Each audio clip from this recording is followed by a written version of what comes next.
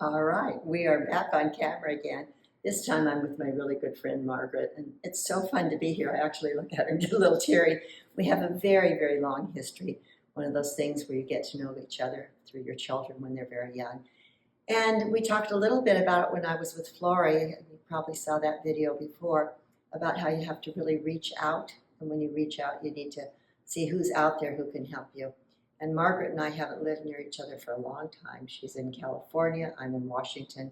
And yet at the end of Mike's illness and throughout, I could always talk to her. But she's one of those people who stepped forward and said, I'm coming up, I want to help. And I'm going, oh gosh, I don't know how that's going to work. And you just have to learn to say yes when kind people come into your life. So I said yes, and Margaret came, and I'm back in California visiting her now, which is a real treat. And she's going to talk a little bit about what it was like when she came up with her husband, Mike, and help me out with my Mike. Okay, you're on, Margaret. Well, the time that comes to mind most is that Rosales wanted to take Mike to their property in Montana for our last time, and it was becoming evident that it was too difficult for her to manage driving him over on her own.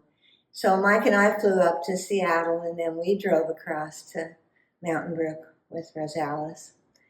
And it was just such a delightful thing for us to take this little road trip together, and we were just extra pairs of hands to help out. We even stopped at their favorite hot springs, and that was such a delightful thing.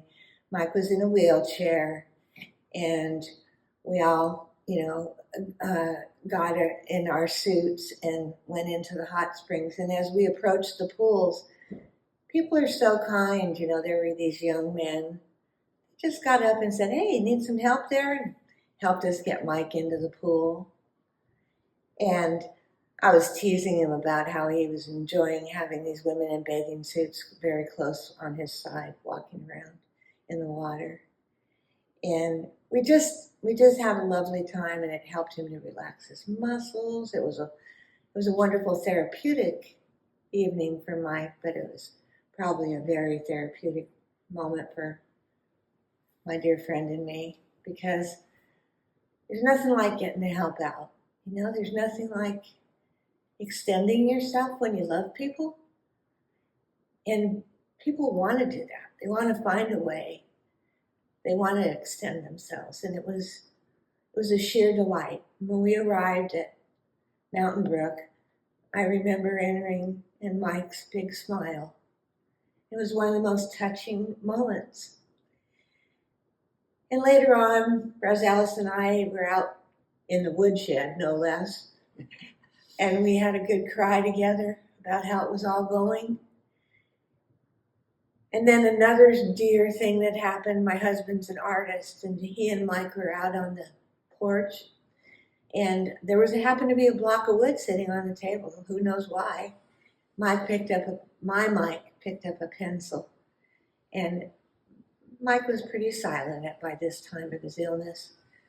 And my Mike drew a portrait of Mike Peel on this block of wood.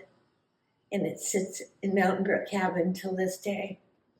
So the opportunity to reach out and help was so many-fold. So many people felt the benefit of it. And I think for my Mike and I, it was an extreme privilege. And I was very grateful to reach out to my dear friend. Thank you. So I just want to pull this together before we both fall apart here. As you can see, it's even many years later and it still brings tears to my eyes. So I think the reason we're telling you about this is it's really, really hard to accept help from people. Likewise, not everybody can step forward like Margaret did for me, but if you have those people in your life, go ahead and be a little risky and say, let's try it, let's see how it works. And as much as you think it's an intrusion on their life to accept their invitation, it can be a great gift to them and obviously a great gift to you. So I think we've probably said more than enough, and we probably need to close and give each other a hug. And thank you for listening to us, and I look forward to being back again in a few weeks. Have a good day.